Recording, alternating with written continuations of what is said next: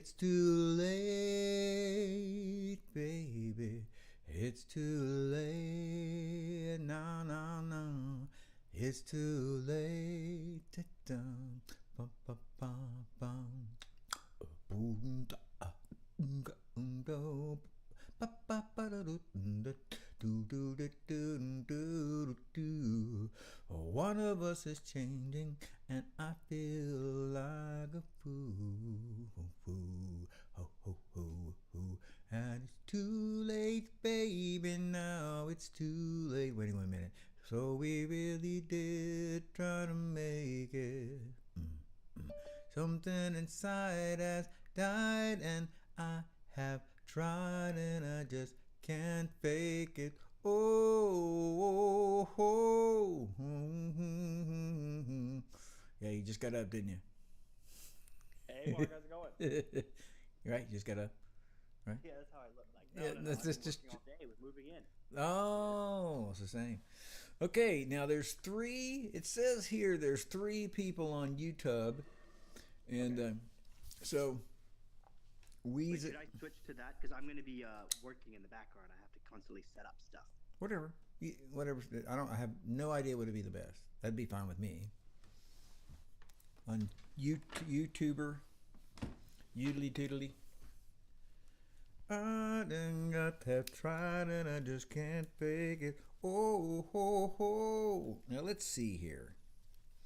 Now you people who are on YouTube. Wait, Mark, I'm going Yes. to switch to YouTube, okay? Okay, I'll sure. See you in a, That's great. It'll be easier. All right. Okay. So I'm gonna put this. I'm gonna put this document up for everybody to see. And yes, hey Ruben, I'm gonna put this document for everybody to see. Now, what this seminar is entitled?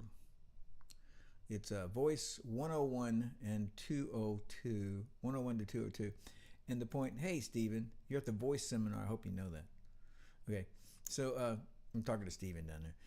So anyway, so this is what, like it says in the description, this is what, not absolutely so, but kind of what we would go over normally in the first couple of years of lessons. And let me put my document up first. Oh, yeah, let's do that. Okay, so now that's not right. Go back. We don't want that. But we do want this. And Windows Capture, which is so great. It's capturing things, scrolling away things forever. Windows. There's Windows. Oh, it changed over and it flipped back. And there we go. Look at that. That's so beautiful. All right, let's make that just immensely bigger. Well, that's too big. I know y'all can't see what's happening, but just all for the better. I don't really care that y'all see. Okay, so let's see. And so originally, back when dinosaurs roamed the land and the earth was cooling, I would email everybody this sheet, and I would be glad actually to email. I see Steven, I see Ruben, and I could just forward you this. Because again, I don't mind you at all having this. There it is. I think I'll have to make this into a single page because it's actually like a 50-page document, which is a little bit larger than the thinking as the ideal. Yeah, that'll work right there. There we go. Okay, and I saw Keshav. Anybody else hiding? Apparently you can watch on YouTube and it doesn't show up. I don't understand that. But anyway, anybody, I'm fixing to send this so everybody who wants to can look at this directly and the whole thing. It's a little difficult. Oh, it's just blank. I'm sorry. I'm sorry. I didn't realize it had moved. Here we go. I think it'll change now. Will it? Surely it will. What's it showing? There can be no denying. One of us is changing. Okay. Oh. Okay. I see. All right. There we go. There it is. That's why. Yeah, that's what I'm fixing. There you go. I'm fixing to send this to you guys, and I'm sending it to Ruben. I'm sending it to Keshav, and I'm sending it to Steven. And if anybody else is there, you can holler or something. But I'll send it to you later. But now I've sent it. Okay, so it's out. And the idea is, the first thing which I have written on there, I'd like for everybody to just take a minute and look at that. I'm going to move this up so the people, I guess there's secret people, I don't know, who can't,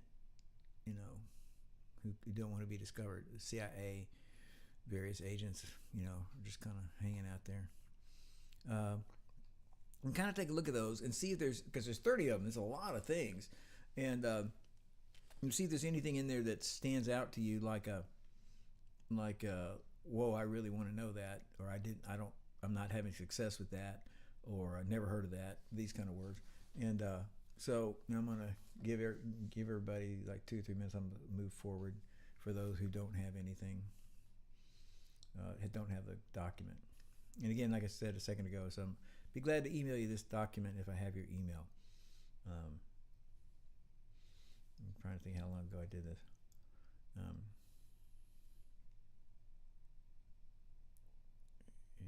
this is I'll go ahead and do the bottom of the page. There's the end of it. The whole thing. Aha! Jason Vorderbrod or Norgan Borgen. Here, I'll forward it to Jason.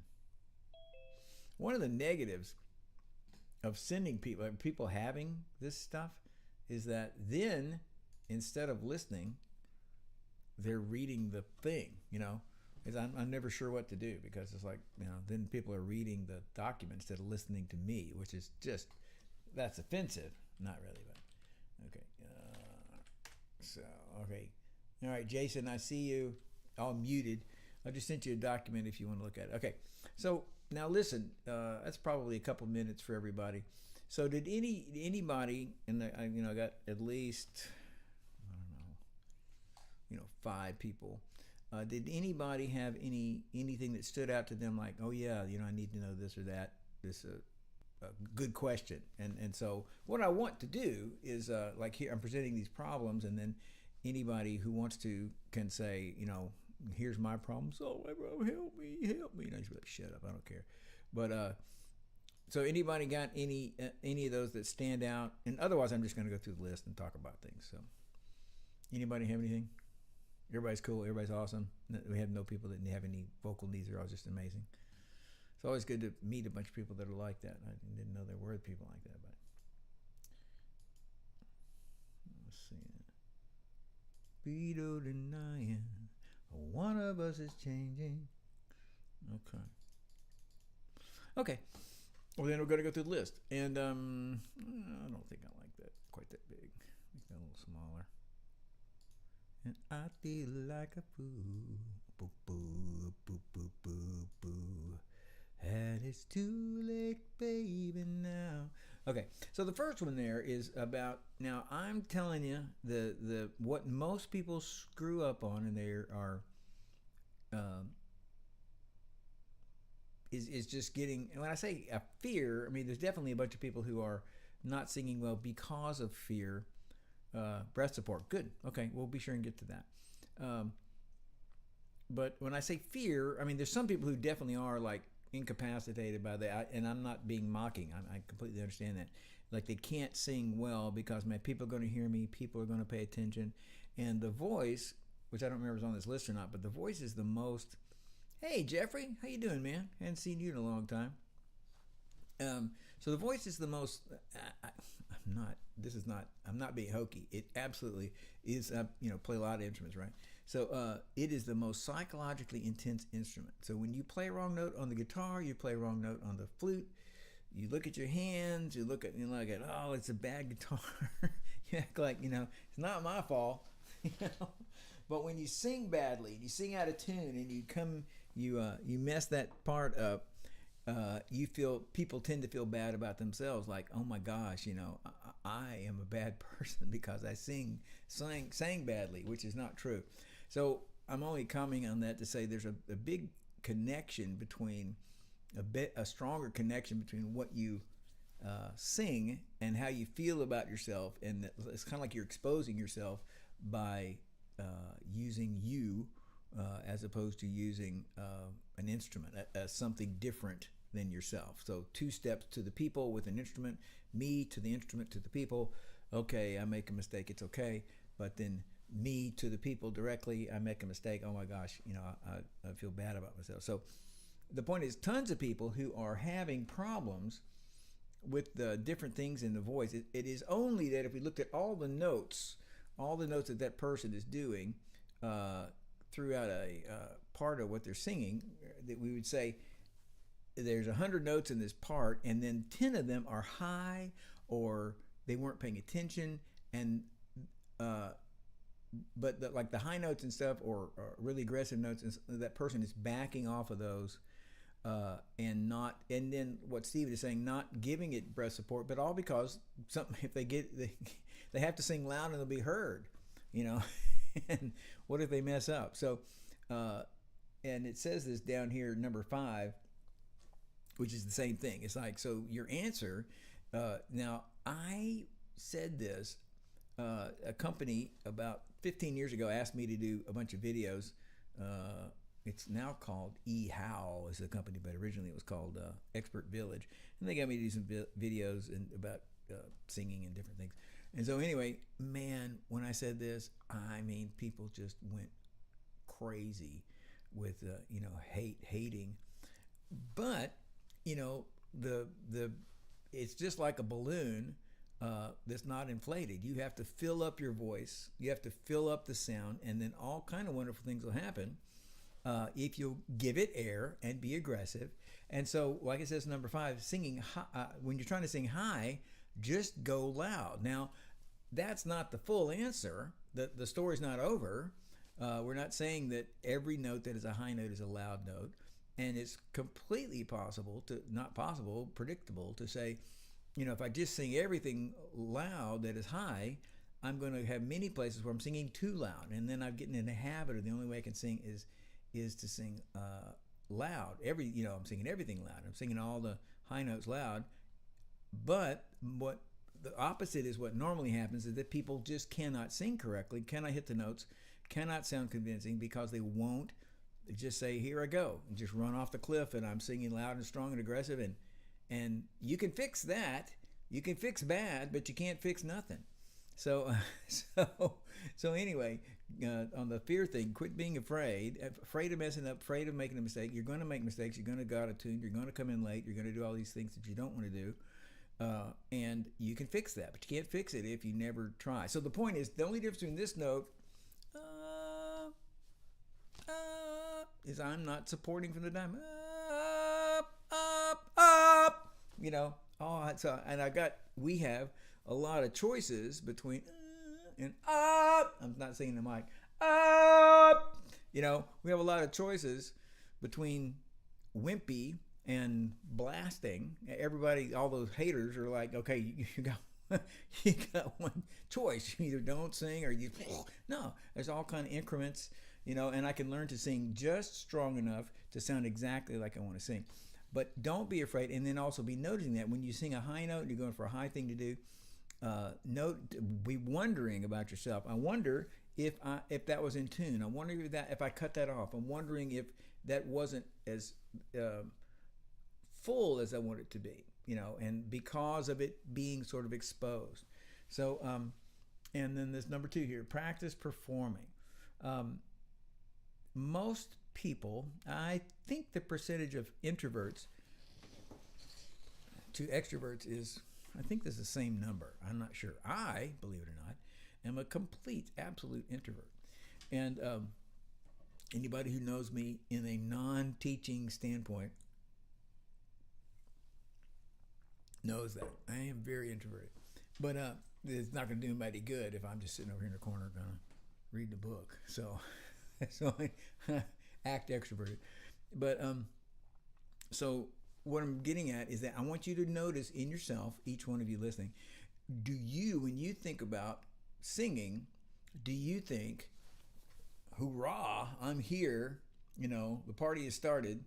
I know Keshav is here listening somewhere, and so he's like, hurrah, I'm here, The party has started. Or you say, I just want to do a good job, and I want to kind of be in the back, and I don't want anybody to really notice me, but I do want to do a good job. And anybody who's on that side of the continuum, and I could name names, I'm not going to say any names, but, the initials are Stephen Campbell. So I'm saying if you're in, you want to do good, but be in the back, I'm just saying you need to notice. I wonder how many things, especially for the voice, because the most psychologically intent, how many things I need to do to sing am I not doing just because I'm not used to performing? The idea of performing, people are just looking at me and going like, that's cool, or that sucks. That means not a purpose other than I'm up there only for people to listen to me and pay attention to me, and that, including me, for a lot of people, that's very disconcerting. It's very like, I don't really want to do that.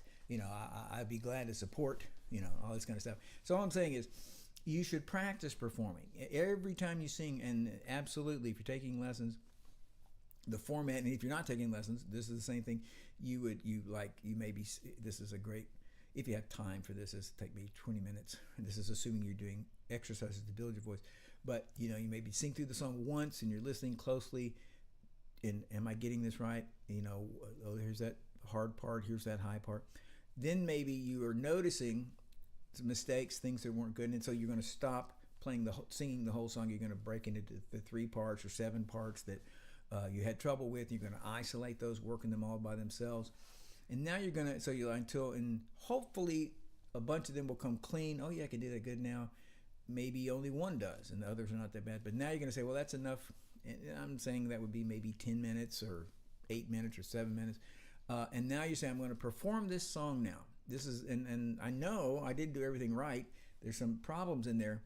And maybe you sing it one time, when you're thinking and you're trying all your things, but you need to sing it at least one time, like you're on stage, like it's The View, it's American Idol. I'm fixing to get $50,000. I'm fixing to go to Vegas. I'm making an album. I want my grandkids to hear me. You gotta every day practice performing. You gotta be like, this is me going for broke, because that's gotta become a habit. You can't tell yourself, it will not work, to say, I've just spent 2 months kind of, and now today I'm going to be like, ta-da. It's not going to happen. So, and I'm saying it's a great place to practice it at home. Great place to practice it at home. Nobody can hear me. So I'm really going for it. It's really aggressive. And are you going to make mistakes? We want to notice that. I'm not saying what you do is perfect or what I do is perfect. I'm saying that we got to go for it, and you're performing and you're pointing and you're doing your mic. However you visualize a singer doing, he's going like this, all intense and personal, or he's dancing around. Whatever you think that performer should do, the famous person you like, you're doing that, and that becomes a habit, and it gets easy, it gets comfortable, and it gets to where you don't have to think about it, and then you have more brain and ear left to notice. I was flat, or here comes where I go to the second verse, and what are the words of the second verse. So anyway, and as I said, be the album you buy. Exactly. You're just trying to. What a wonderful thing to do. So breath support. Okay, Stephen, I'm at your question now. Okay, so we said this thing. That's a great sentence there, or sentence phrase. Think missiles, not arrows. When you shoot an arrow, and this is how people sing, is you shoot an arrow, you work to start it, and then it just falls, right? It has power for a little while, and then it just falls. But what you need to think about when you're singing is a cruise missile. A cruise missile has power every millisecond that it travels. So you're thinking, so if I go, the song the frog sings in Bugs Bunny, everybody loves the Michigan rag. I don't know why that came in my head. But the point is, we're interested in everybody. That's about what we're interested in. And now we got some other notes to sing. It's kind of, we're already thinking, what's the next thing I have to sing? But what we need to do is go airwise. Everybody loves the Michigan rag. Now, one way to visualize that or make that real is to just the slightest bit, every phrase, which I'm going to use it to mean, can mean several things, but use it to mean everything you would sing in one breath. The slightest little crescendo to the end of the phrase. Now, that is only a Jedi mind trick. It's just a way to get you to support. So if you were actually trying to go, everybody loves the Michigan ride, like you really were trying to do that, that would be kind of goofy. But in your mind, you're like, yeah, I'd like to keep getting louder. And what we hope we would just get is a good solid all the way through. But so now that is in the phrase. Now the idea, now that last thing, but that's exactly everybody in the sound of my voice. I'm gonna get off the mic. Is go take a big breath and go.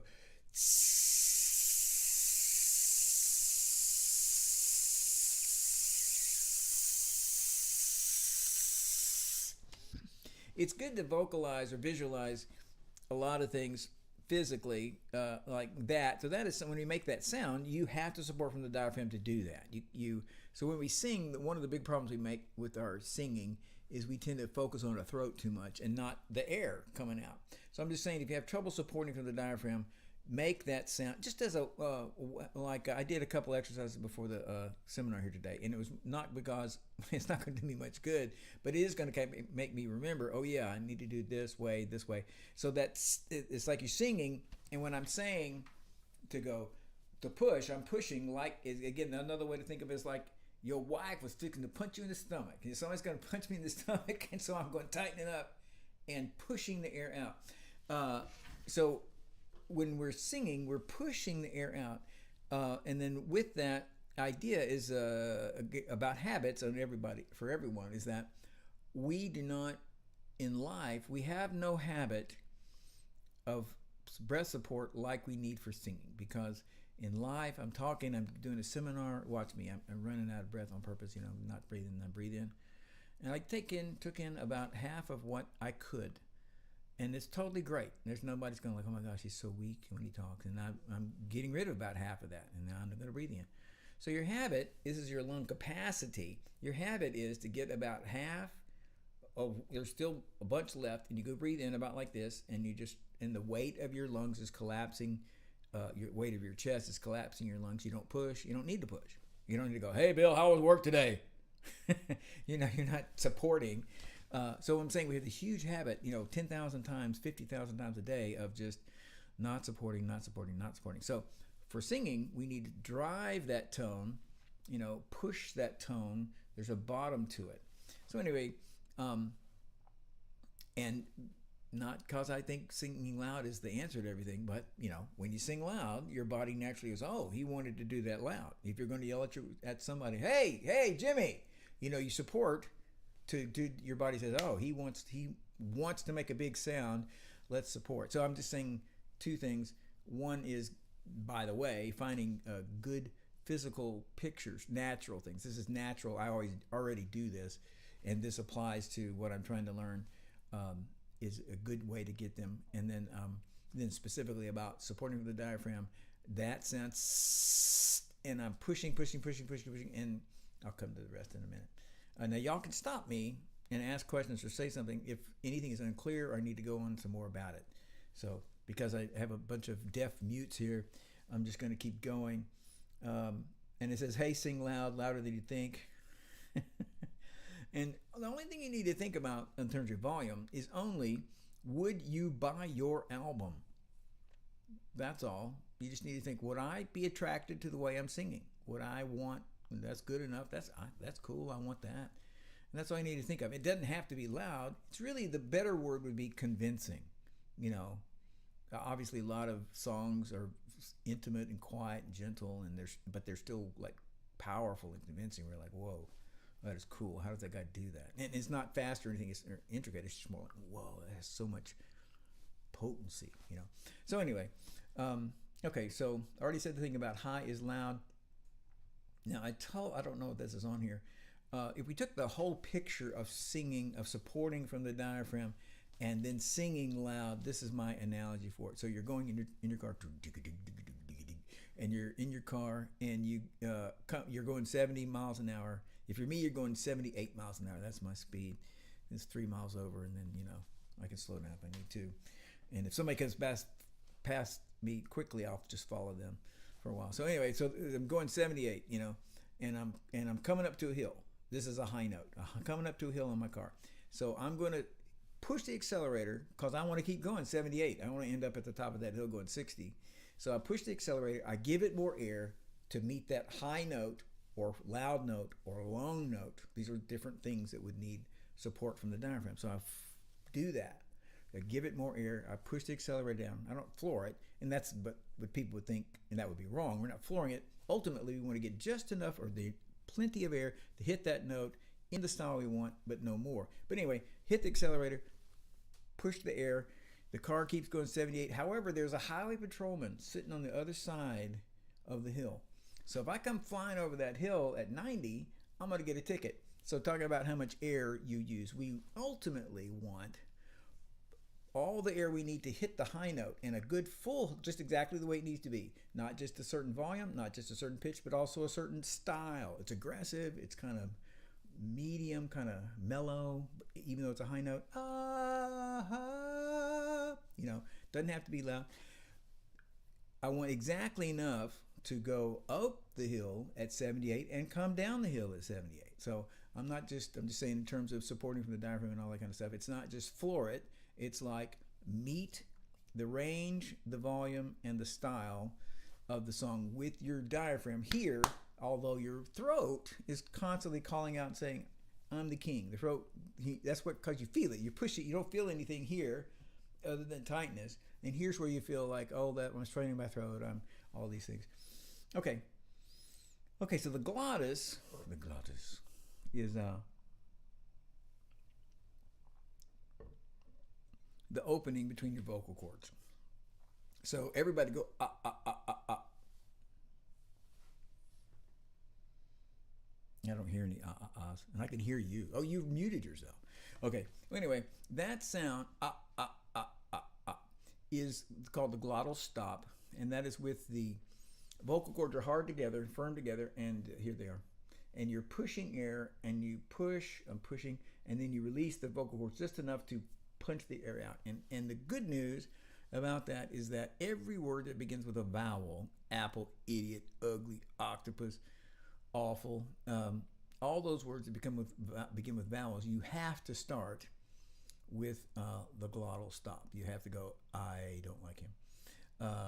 And just by the way, and this is another, voice teachers ripping their clothes and like, there's a whole huge school, especially classical music, is utterly ridiculous.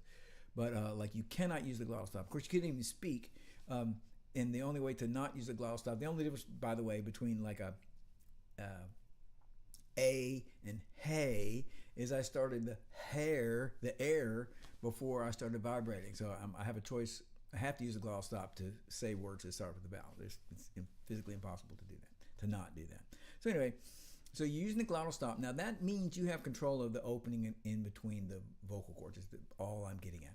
So you can use that to hit high notes. You can use that to sing longer and stronger, and that control. That is, you'd say, now I do not mean I've been talking for 6 hours, my throat is tired. I've been singing for 2 hours, my throat is tired. But you're practicing for 5 minutes, and so your voice, your throat says, wow, I'm tired of hitting these high notes or holding this high note, let's say.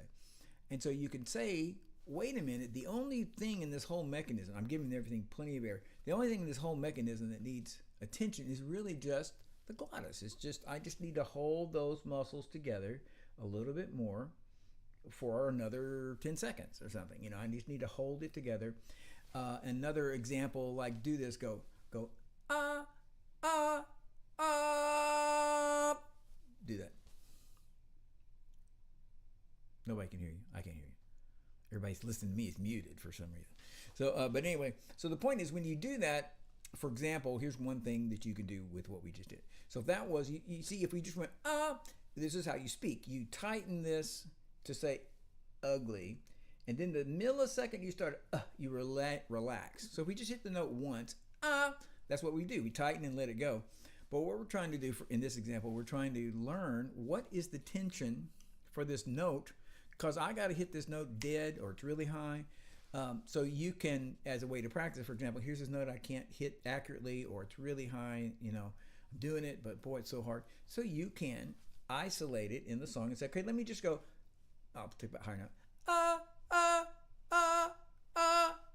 what I'm trying to remember, see, I'm not holding it out a long time. What I'm trying to remember, muscle memory, I'm trying to say, okay, this is the tension. This is it. This is what I'm trying to get to, not, which is kind of a natural way to do it. I finally got there. So anyway, I'm just saying there's many, many things we can use the glottal stop for. One of them is we can sing longer because when we sing a note, imagine you're going, this is a very breathy sound. How am I doing that? My vocal cords are far apart. I'm using a lot of air. All this air is rushing out. If we're having a contest on who can sing the longest, I'm going to go, Now, in other words, little air is going through. How much air am I using to power these vocal cords? And that would affect you like when you are singing a long note. Do you have to use that for every long note? No, but every once in a while you're going to we have to sing a long, long time. And you can't just fill up and you can't just push out. And sometimes you can't even take a secondary or half breath in the middle. Sometimes it's like the only way I'm getting through this 30-second passage is to tighten my vocal cords so less air comes out. Now, if you want to be Louis Armstrong, so here's the negative of that, is that you bring those together and next thing, this is not true. You do that for 5 years and you keep it together and you injure your vocal cords, then yeah, you can hurt yourself. But it's not like a miracle or like you wake up one day and everything's great and then you wake up the next day and suddenly you're talking like this. And it's not like that. So I'm just saying that this glottal control is a normal part of living, and it's no big deal. Although there is what could we do? We could hurt ourselves. It's just that you're going to notice it for years before you've actually hurt yourself if there was a problem. And I've never had a student that had a problem with it. But it's potential, just like it's potential to get carpal tunnel syndrome from playing the piano. And I have had a couple of students get carpal tunnel syndrome. But, and I made them quit. No, I'm kidding. Get out of here. No. Okay, so looking here, head voice. Or join the passaggio.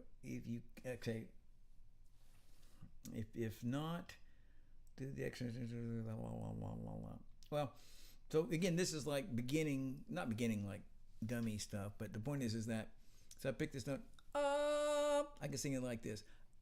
Up, my chest voice. I'm taking my lower voice and with air, bringing it up, making it sing a higher note. And everybody uses their head voice, everybody uses their chest voice, everybody uses the passaggio. It's not a matter of will. If we sing a low note, that's the chest voice. You don't have a choice. Is your head voice. You don't have a choice. Your body goes, it's a gear. Body says, as a low note, we should do that in the chest voice. Now, a lot of, I have, just more as I'm messing around, can sing pretty low in my chest, high head voice. That's really pretty low. But that's my head voice, pushing it on down. And conversely, what we say with it, up, is my low voice pushed up. And then I can sing that note with my head voice, and I can sing with the passaggio, which is, you hear, it's kind of a middle. Here's the full chest voice, here's the head voice, like a girl, and here is the passaggio,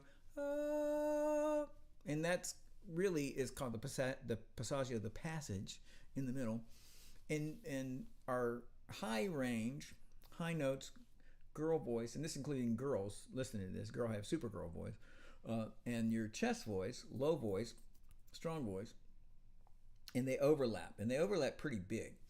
And just by the way, I think it's on this list here, women, if you sing in anything other than classical and some jazz, which sounds really wimpy when women sing in their head voice exclusively in jazz, but they will tell me they think that it's really great. But unless if you're singing rock and blues and jazz, I'd say, but rock and blues, jazz and country and everything except classical, women in your head voice, it's going to sound wimpy. So when you hear, easy for me, not me, Mark, me, man, to go, baby, you're a firework. When what's her name, Katy Perry, she goes, baby, you're a fire. She's doing it in her chest voice. It's an E flat. when she does that, the reason it sounds like she's going to punch you in the face is because it's in her chest voice. If she went, baby, you're a firework, we wouldn't go like, this is a cool song. We just go like, okay, So anyway, a lot of these people, and I don't want us to do this either. It's just that I'm saying a lot of these things are kind of taken out of our hands, and like, I want to sound cool when I do this. Why am I taking lessons? Why am I learning to sing? Because I want it to be aggressive. And guys, you pretty much have to sing the chest voice too. Girls don't if they're going to sing classical. And again, a lot of guys in classical are singing half and half, head and chest, and blending. And that's all a lot of tremendously wonderful things to do. But again, if you're singing in pop, by which I mean everything except classical and jazz, you are going to have to sing in your chest voice. And of course, there's the Bee Gees, and there's Aaron Neville, and there's Earth, Wind, and Fire. You're a shining star, no matter who you are. But that's kind of not what we that's kind of like not the normal sound. So that's maybe 5% of guys singing, and 95% of guys singing is chest voice. So let's see here. And the thing about ignoring it is mostly women are some women can, their voices are well blended, and you don't really notice it.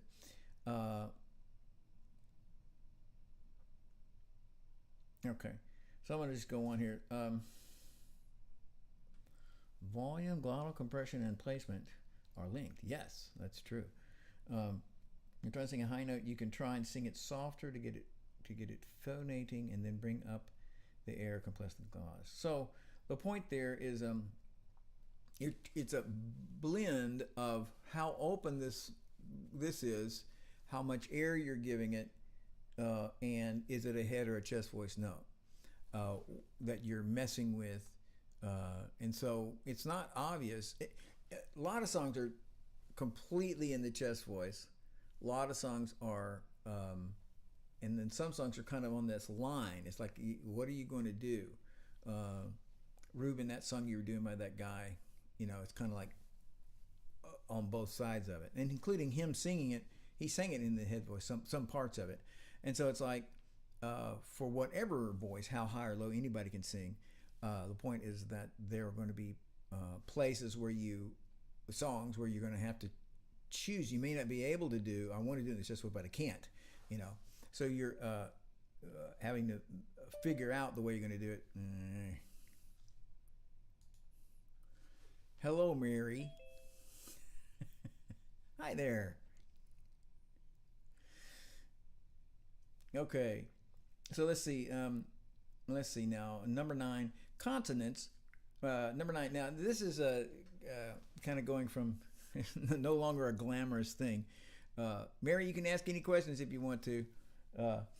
Anyway, consonants. When people cannot understand you, it's because you're not saying your consonants, and so you guys know all this. But when you say cat, fat, rat, the only difference is So the only difference is ka, fa, ra. And so when people can't hear you or understand you, you've got to accentuate the consonants. And the reason we need to point that out is because when we're singing, just at the very beginning, what was I doing? Yeah, everybody loves the Michigan rag. I'm saying we're stretching everything out. So the singer is, as opposed to a speaker, everybody loves the Michigan rag. The singer is stretching everything out. So that's why we would say, I just mentioned Earth, Wind, and Fire. It's like, that's why we'd say, okay, I can't understand anything they're saying because they're getting rid of the consonants and stretching everything out. And so I'm just saying, in general, what we would like is the habit of speaking at about this level of precision that I am when I'm singing. So I would like to sing a song, I'll do that, Baby, You're a Firework, let me think, I've got to think of some real words of a real song. Let's see. Let's see. Call Me the Breeze. So I'm singing, and the way I'm trying to pronounce it is, let's see, call me the breeze, I keep rolling down the road. I want you to hear that. That sounds a little formal, right? Just a tad. But when I'm singing it, well, then call me the breeze, I keep rolling down the road. It doesn't sound formal when I'm singing because it's I'm trying to make it a little shorter, and it's by nature kind of stretching out, so we're getting a good middle. We can understand what the guy is saying. So like I said, Mary, if you got any questions, you can just holler out. Oh, thanks. I just got home and I saw Sean's message. So I thought, well, I'll tune in. Okay, cool. That's great. Let's see here. Okay, sing as you say. Number 10. It's called logogenic. So when you're singing something, there's a song called Celebrate Jesus. And the guys who sing it are going, celebrate Jesus, celebrate. And so there's no word, celebrate. So when you're singing, you're just as your rule. And again, remember, this is one from beginning through second year. When you're singing, you're saying, how would I say this? I would say this like this. I'm going to sing it like this. And that brings me right up to number 11. Now, if you're classical or classically trained, you have spent, especially if you're in junior high and high school and college, you have spent hours, if not days, with your teacher telling you don't say God, say God, and altering the vowels for sounds. And the reason being to make the sound not a nasal sound.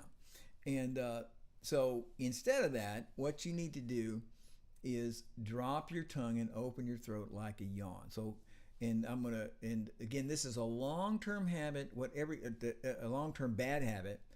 What we all do is that when we sing higher, I'm going to sing like a naturally, this is me not trying hard to not change anything. So by the time I'm singing this note, I'm actually going, it's really squished back in here. The pharynx, the space behind the tongue and above the tongue, right back in here is called your pharynx. Is your larynx and your pharynx.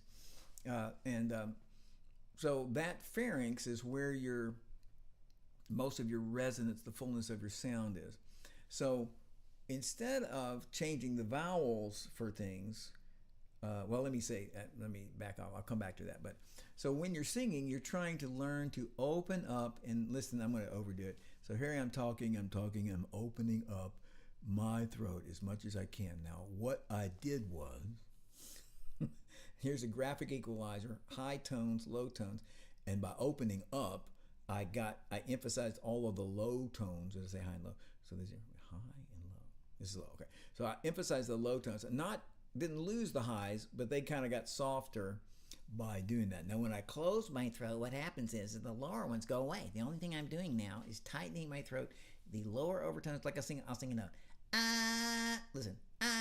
Listen.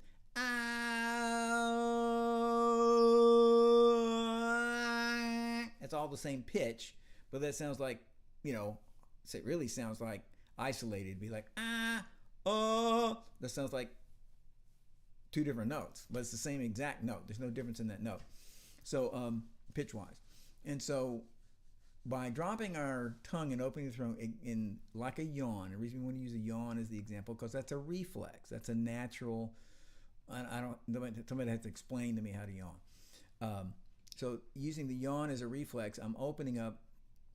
And so, what I'm doing is, instead of having only the high sounds, I'm bringing out the low sounds. And so, that means that, so I'm going to take that same scale, I think. So I'm going to go,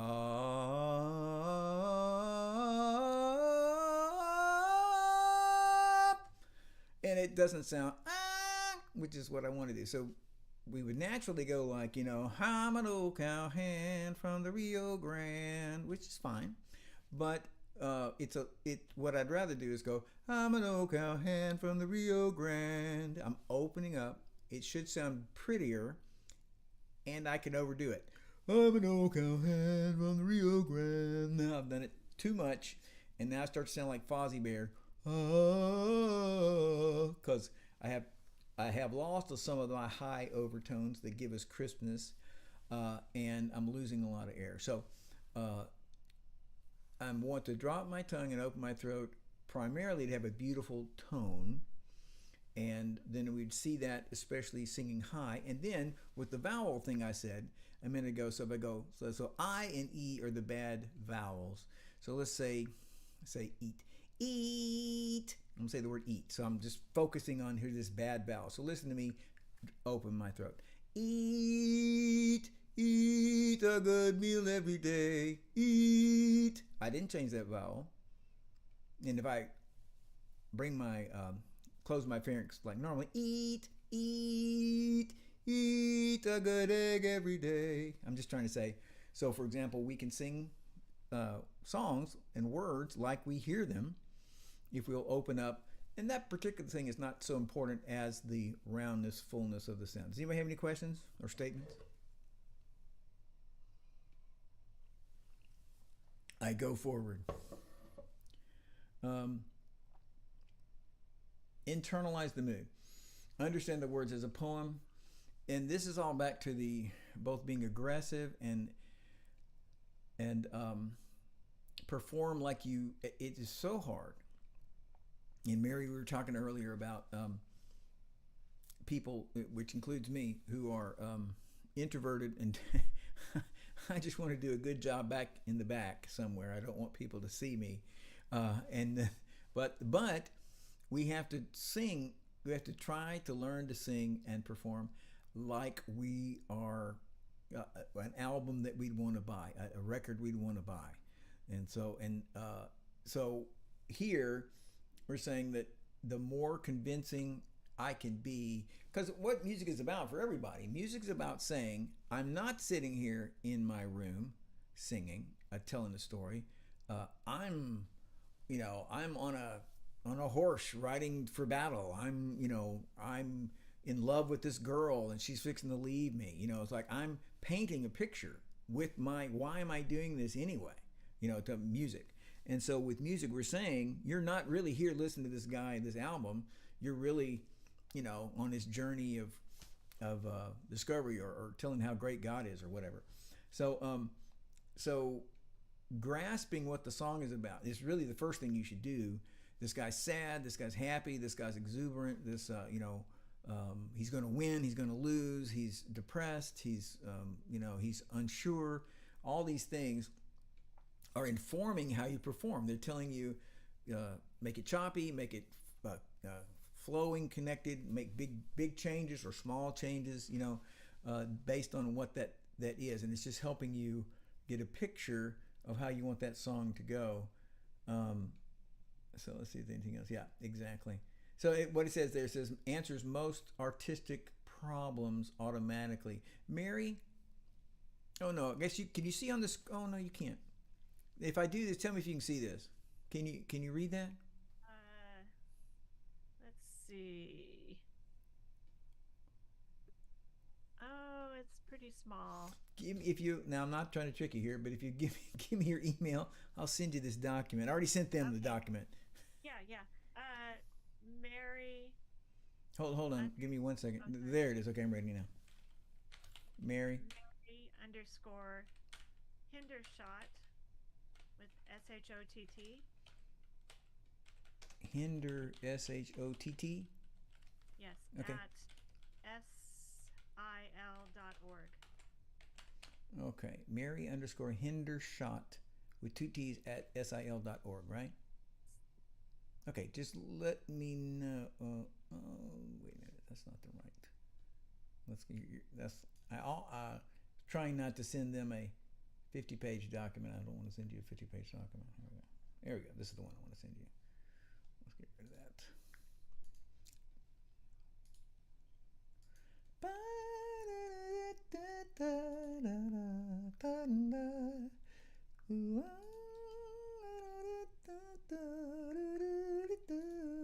Okay, you should get that in a second here.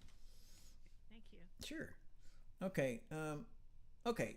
And we talked about, Ruben and we talked about vibrato. There's 2 ways to do vibrato. One is frequency modulation, and the other way is amplitude modulation, louder and softer. Now, whichever way we choose to do, it's going to, if I choose amplitude, loud and soft, it's going to change the frequency a little bit because more air, less air. If I choose the frequency vibe, I will probably get some volume amplitude changes. But the most in tune vibrato is amplitude, which just means more and less air. And this sound turns into I mean, I'm just showing you. Here's the air that powers that vibrato. Now, many people, including some people I know very well, have have renegade vibrato. They can't do nothing. It's just the wild, it's a wild horse that they cannot stop, do anything with. And so obviously, the easiest thing is if somebody does not know how to make vibrato and is learning to make vibrato. And if that is the case, then what you would do is work on that as doing what. First, you could do this, just like a snake. And listen to this. I don't want to do this because that means I would go I have to keep air going. It's just more air, less air, more air, less air. So I can do that just with the air to kind of prepare, like I'm not ready yet. And then after I can have that control, which might be immediately, then I can try to put a tone with it.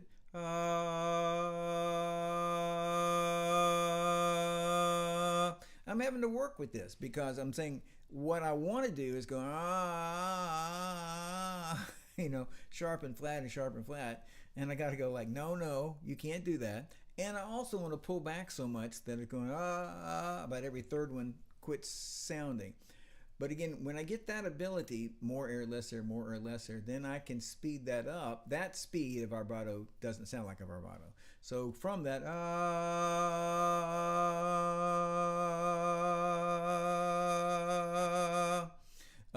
until it's fast enough that the ear quits hearing it as it hears the pulse, but quits counting that as two separate things. It says, oh no, this is now vibrato. And then the general rules for vibrato are, if a note, this is very generalized, but if the note is two beats longer, this long, then you put vibrato on it. You usually don't use vibrato when you're singing with other people because they're all kind of different vibratos, and so it's like, how can you make that match? Like in a choir, for example. I can't think if there's anything else. So, yes. Okay. And then, so number 14 is be musicians, not vocalists. Vocalists are the worst about not treating themselves as, instrumentalists are like vocalists, y'all are not musicians. And then vocalists should have a little card that says, that's right, I'm not a musician, I just sing. And so I'm saying, don't do that. So a musician, and which I want vocalists to be, says, I got a problem, let me stop and fix this. Let me address it. And vocalists tend to just, like when they practice a song, they tend to just sing the song 7 times. And they spent 30 minutes or something, but they didn't fix much. Now, everybody tends to do that some, but vocalists tend to do that more than others. And I imagine it's because there's not as, if you think about what your average vocalist does is he sings the song he heard. I know this song, let's sing it. Instead of he's learning this complicated part and people are up in his face and saying, well, you did that wrong, that was the wrong note, you came in late, and I mean that in a good way, that God made singing natural. And so mechanics and housewives and anybody can sing. And so all I'm saying is that right now I'm saying it probably takes a little, wait a minute, I could really do a lot better with this if I concentrated and paid attention and treated myself like somebody we want to move from A to B, rather than just I used to sing in the shower, now I sing on the stage at church or whatever.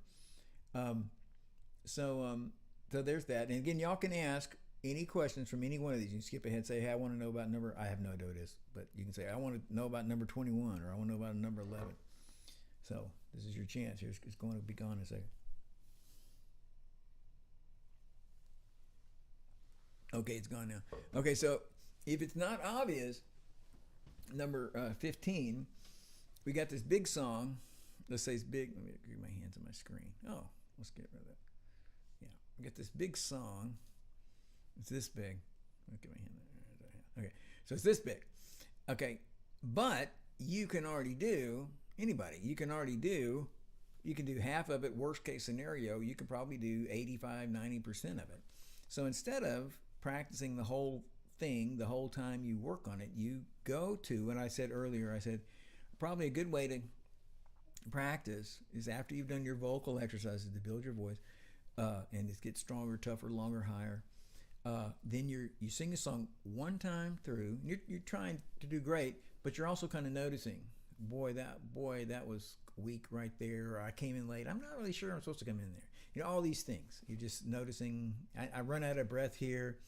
Also, just with that, that's why it's very good to print out the words for the songs you're doing, because not for any reason. You could use it to memorize the words, but that's not why that I want you to do it. I want you to do it so you can say, you can circle and say breathe or flat. You know, you like, this is what's wrong with this. And so what you end up with is a roadmap of the places you need to work on. So here's this big song. 80% of it is great, and you got 6 places that need your attention. So focus on those and knock them out. And it's some of them will come like just because you paid attention one time, bang, there they are in a day. And other ones are like, and it's great, it's very sad, but the harder it is to, some of them you're going to hit stuff like, you know, like you're taking rocks out of the, like your farmer taking rocks out of the ground and you're just throwing rocks out, and every once you're going to be like, oh my gosh, that's a 500-pound boulder. You're going to hit something that's big, you know, like, I can't do that. This is not going to go away in a week, you know. I'm remembering 30 years ago, this exercise that Ruben's doing, which you're going mom, mom, mom, mom, mom, mom, mom, mom, mom, mom, mom, mom, mom. And so when I'd get really high, but then my voice would start cracking. And it took me, I'll say 3 months, 4 months, to realize that what I was doing, I was supporting that, that, that, that. As soon as I hit that high note, I go that, that, that, that, and I wouldn't support anymore. So it'd be bop, bop, bop, bop, bop, bop, bop, bop.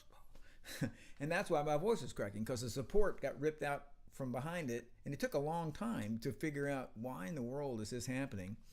And I'm just saying, so most of the problems in your song that you're isolating and working on will come clean, come great within a few days or a week, some of them several weeks. And every once in a while, you're going to hit something that's really hard, like you can't figure out why that is, and you're paying attention. And then when you figure that out, that's going to be great, because it's going to change everything. The things that you can fix in 10 minutes, you know, they help, but they are small problems. And the things that are hard to fix are big problems that that change everything in a good way. So let's see. Did somebody say something? Okay, good. Because I don't want anybody talking. No talking. Okay. So number 16 is, and this is true, rehearse hard parts that you messed up 7 times in a row perfectly before you say they're done. Now, the only reason for that's not nitpicky perfection. It's because what we're doing when we practice is we're moving from I understand what to do to this is natural. This is natural for me, you know. And so it takes a lot of muscle memory, repetitions of correctness for the correct thing to be the right thing. And that's what we're saying. We're saying, I want the thing I was supposed to do to go from this difficult thing I have to work on. I want it to go from that to just, it's almost like I can't do it wrong anymore. I utterly memorized and internalized, and, you know, the right way is just, that's it. There's no other way. So anyway, that's a good rule of thumb. It's awkward. It is awkward. I agree with me. It's actually from Christopher Parkening, who's a great classical guitarist. And also from the Romero brothers before him. He got that from them. So, but anyway, that's just a good way to quantize how good does this thing to be. Now, I'm not talking about a song, you know, a 4-minute song. I'm talking about a little passage, a little 2 measures or something. And then number 17 says exactly what I just said. Wow, that's intelligent. That goes right to that. Number 17 about knowledge is usually not the issue. The issue is usually these things here: muscle memory, ease, comfort, consistency. In other words, there's hardly anything. I mean, sometimes it is like you don't know. I don't know how to do this. You don't know how to do this, and we need. And somebody and you go like, "That's how you do that," and the person goes like, "Oh, wow," you know. But more often, it's just you know what to do. You just didn't notice it. You know, you shouldn't. And you go like I did with that exercise. Bop, bop, bop, bop. I know not to cut it off.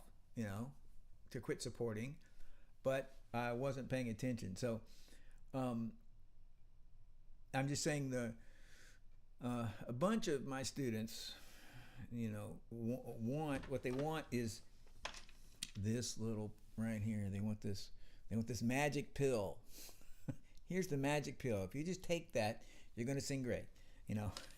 And the opposite is not true. That, okay, no, I'm saying you got to practice 5 hours a day for 50 years, and then it's going to, neither one's true. It's like I don't know what, you know, every once in a while you're going to have, wow, that just changed everything. And many other things are going to take time, but they're focused around that memory, muscle memory, natural. A lot of your practicing, working on stuff needs to be, you're thinking about that. I want this to become natural. I want this to become easy. I want this to become automatic. Not, I'm a good trooper and I will practice, you know, however much time. But it's good to be a good trooper. There's nothing wrong with that. But there's a purpose. And when you achieve that, wow, that's coming out good and that's happening and that's natural, then you can move on. So let's see, rock, blues, country, most jazz, can't be sung in the head voice. And this particularly happens with women, and women who have been classically trained or in high school, junior high, and college choirs, we're slapped in the head with you know, pool noodles if they sang in their chest voice. So it's like, so they're singing. There it was with the firework. Baby, you're a firework. You know, they're trying. It's like they're singing a song, and it's coming out cute and sweet, and that's not what the song is. The song is aggressive and strong, and so a lot of that music, which I know I said this earlier, has to be sung in the head voice, and then that's been. It says there most vocalists do one or the other. So somebody like Sarah McLachlan and Alison Krauss, and I don't know her name, the girl from Sixpence None the Richer, they're singing in their head voice, and I'm not being negative, they sound like a little girl, you know, so it sounds like, and it sounds very pretty and beautiful, utterly beautiful. There's nothing negative about it, except you can't turn around and sing this butt-kicking song with this really pretty voice, and neither can a man.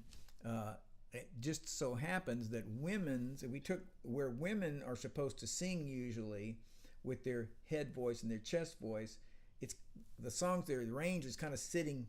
A lot of songs they can sing either way, head voice or chest voice. Most of the guys' stuff is like, okay, he's gonna sing in his chest voice, not because he's happy, but he's gonna sing in his chest voice to make it work. It's kind of obvious for the guys just because of the range. Physical range of the guy's voice and where we're expecting the guy to sing and the woman.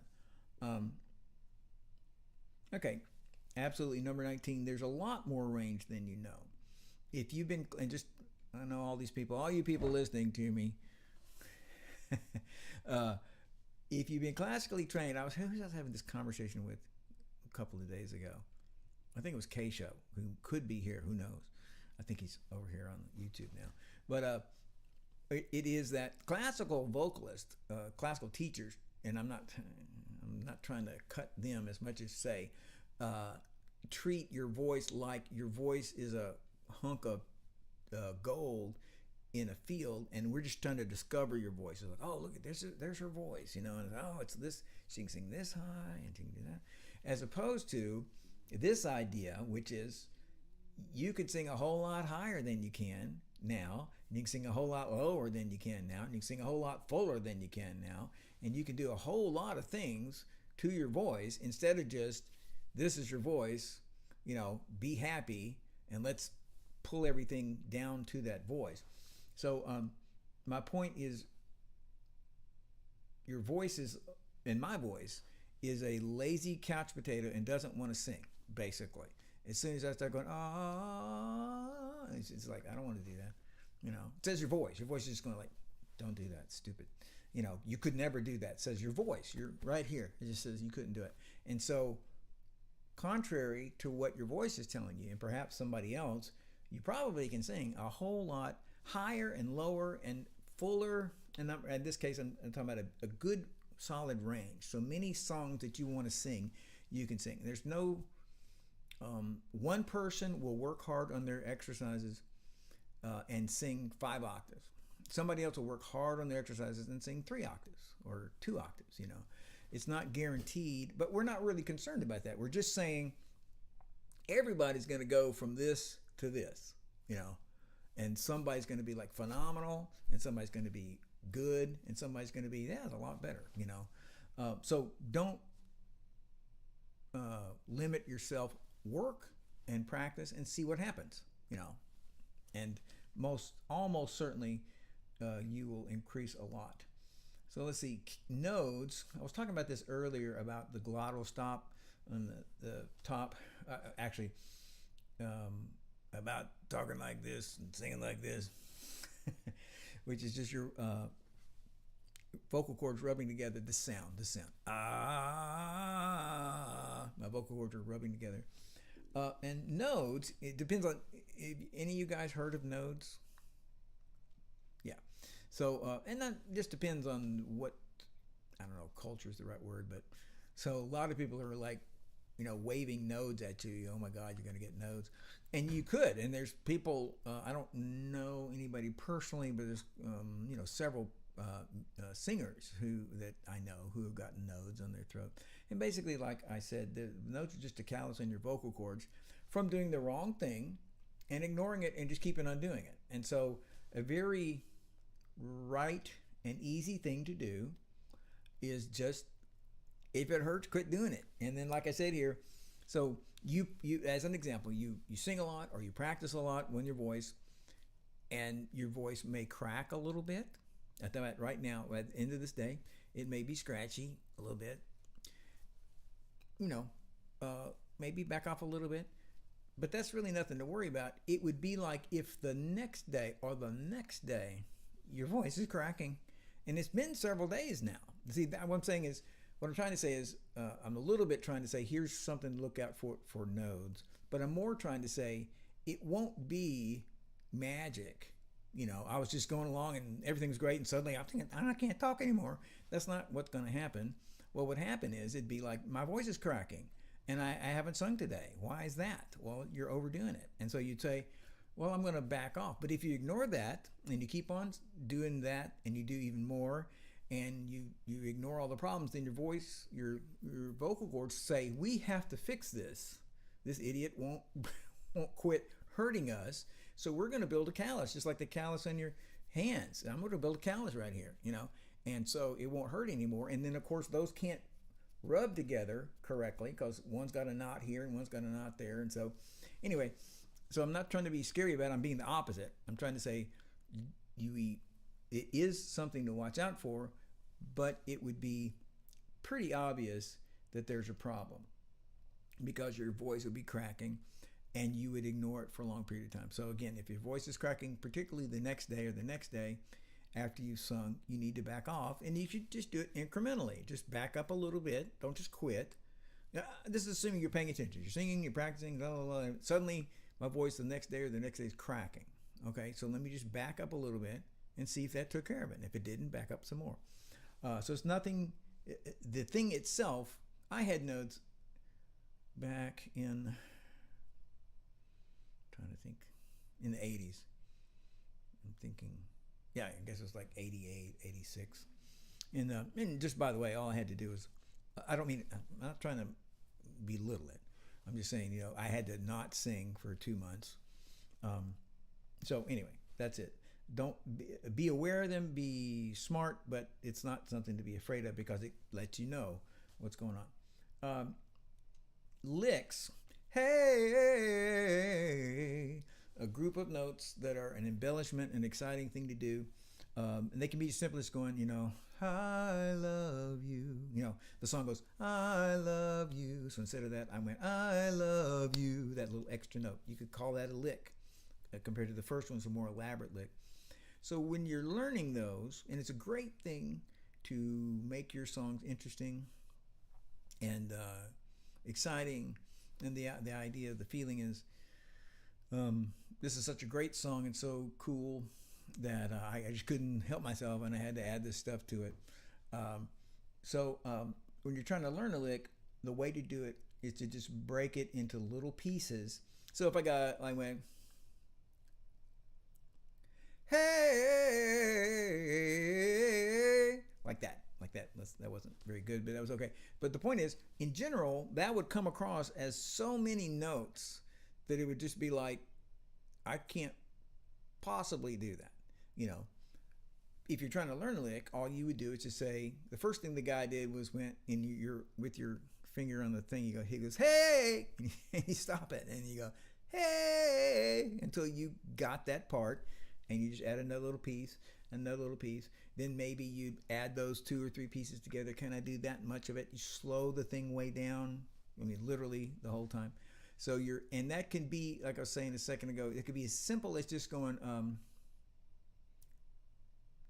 holding you close in my dreams, instead of holding you close in my dreams, instead of that, dreams. That it could be as little as that. Those little turns, little things to elaborate things make songs seem personal and interesting. And of course, you can't do licks simultaneously with other people. Choir can't do them. Okay. Incrementalism. Be patient with yourself. Yes, yet stick it out. Yes, locate your biggest problem. So in a lesson, like, oh my gosh, Ruben has so many problems, but I will only tell him the biggest problem. No, I'm being serious. In people's lessons, like they'll do stuff, and I'm saying to do this yourself, is that it's like there may be 6 problems, and I'm not going to tell somebody 6 problems. I'm going to pick the biggest problem, and I'm saying we should pick the biggest problem and say, okay, let me tackle that vocally. Let me fix that problem. Let me try to get my arms around that. And then I can look at the next one instead of being overwhelmed. And most people don't have a reason to be overwhelmed. And I don't mean everybody's amazing. I mean, most of the things that we're dealing with are things that can be fixed. All the voice, I already said earlier, is the most psychologically intense instrument. It's also the most natural, organic instrument. That means number 3, everything new feels weird. So if you try to start opening up, like I said, to like the yawn, it's going to feel weird from the beginning. If you try to start breathing deeper on purpose, it's going to feel weird. If you try to start pushing from the diaphragm and singing louder, it's going to feel weird. Everything you do with the voice is going to feel weird because you breathe constantly all day and you talk all day and you have a huge habit. And if I said let's learn the tuba, we would all go like, I don't know nothing about the tuba, and and some things that feel weird, but in general, you just be like, this is a weird thing, and I know I got to do this odd stuff.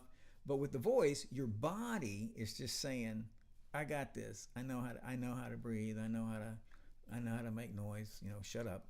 And all I'm just saying is the vocalist of more than everybody has to say, I'm replacing an old habit with a new habit, and he has to say, and this is going to be awkward, not painful, not evil or something. It's just he has to be prepared for that being uncomfortable and unusual.